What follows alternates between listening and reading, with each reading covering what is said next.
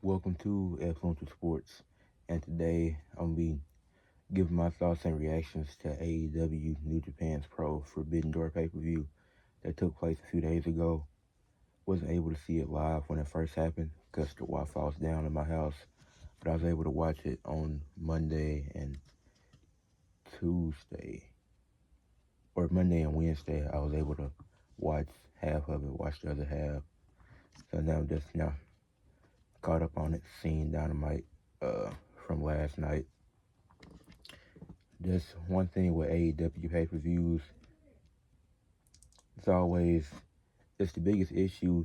It's usually too long. Like it was a total of 15 matches, had 5 on the pre-show, 10 on the main card. That's just too long and unnecessary.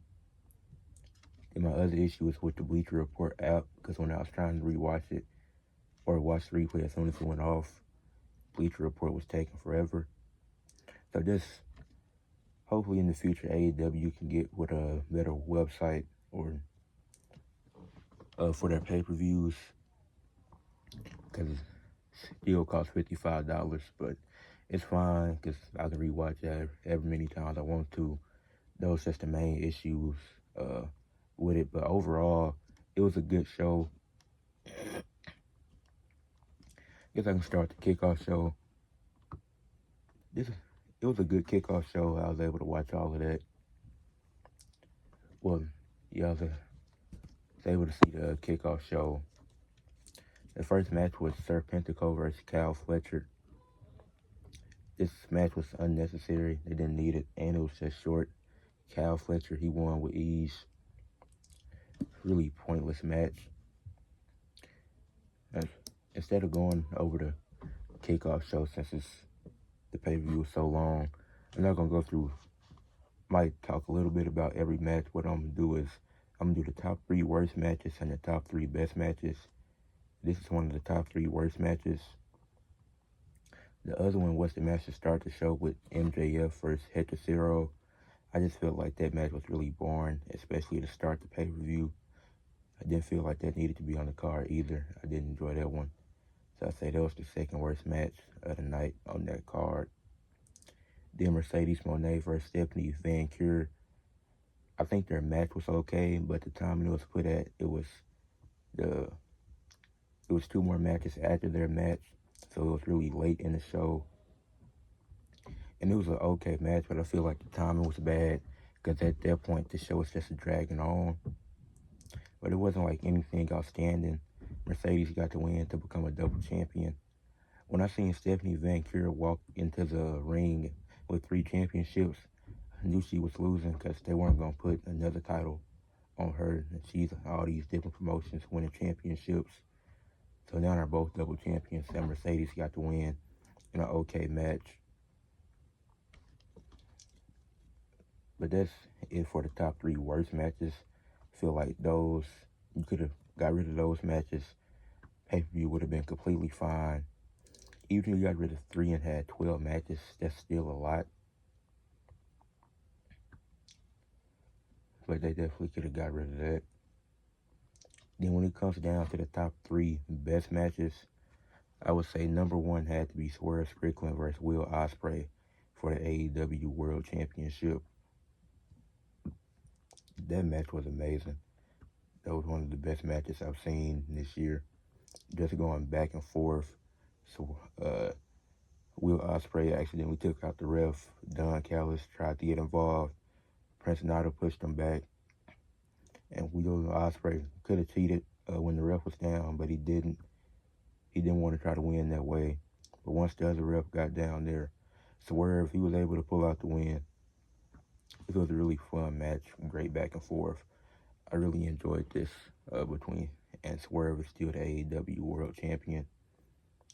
Next, I'll say the ladder match for the vacant TNT title with Jack Perry winning against Leo Rush, Takeshita, Mark Briscoe, Dante Martin, and El Fantasmo in a ladder match. Jack Perry won, like I said. This was really fun. It's hard to mess up a ladder match. They did a great job with this. Made sense that Jack Perry would win. You know, not the most likable guy, but it made sense from a storyline perspective that he would win this match. It was just really good all around. Some great spots. Yeah. Then next match, I would say the women's tag team match from the kickoff show. It was Willow Nightingale and Tam Nakano versus Chris Statlander and Momo Watanabe and Willow Nightingale and Tam Nakano won. And that was a really good tag team match. I feel like that could have been on the main card, and it was the best match on the kickoff show. That match definitely could have been on the main card. It kind of sucks that had to be on the kickoff show, because man, that was great. And the rivalry between Chris Statlander and Willow Nightingale, that continues to grow. As I'm gonna talk about that on my podcast later this week. But the rivalry between them just grows. And I guess it's a rivalry between Tam Nakano and Momo Watanabe in whatever company they're in. But this was a really good tag team match. I enjoyed it from start to finish. And that's it for those matches. Then to cover the rest of the show, it was on the kickoff show, it was a fatal 4-way tag team match. For some reason, the House of Black defeated Private Party, Gabe Kidd and Roger Strong, O'Reilly, and Ishii. I don't really know why this match took place. It was cool. Didn't really have no problems with it. The Owen Hart Foundation Women's Tournament, Mariah May, she was able to defeat Saraya. It was an okay match. It's also on the kickoff show.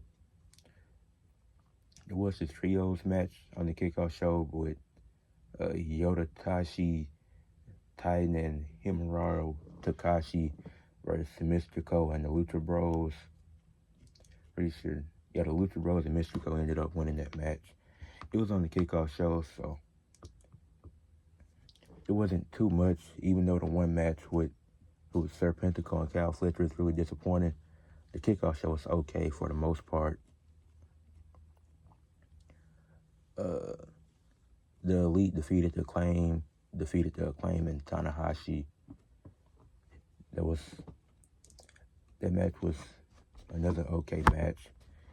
As I'm going through the matches, if I feel like there was something significant, I'll talk about it. But I already talked about the main matches I wanted to cover. Yeah, but the Elite, they got the win here.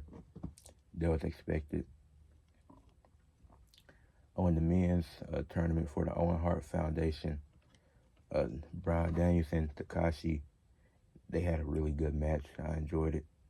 As Bryan Danielson's trying to win the Owen Hart tournament to get a chance at the AEW World Championship.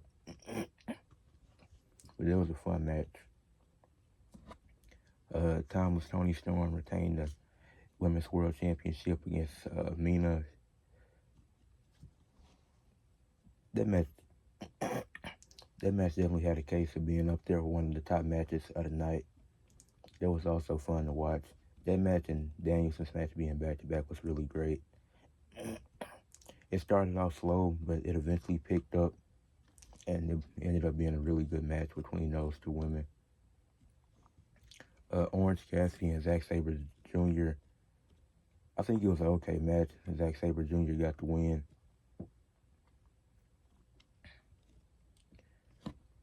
Samoa Joe, Hook, and Shibata ended up beating Chris Jericho, Big Bill, and Jeff Cobb in a trios match. It was okay. Nothing special or outstanding, but it wasn't bad. Hook ended up hitting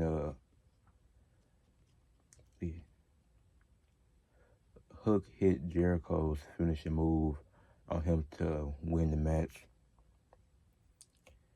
So that was cool. Added to it, Hook getting the pin over Jericho. It's Hook, Joe, and Shibata been building the trio, and maybe they win the trios titles at some point.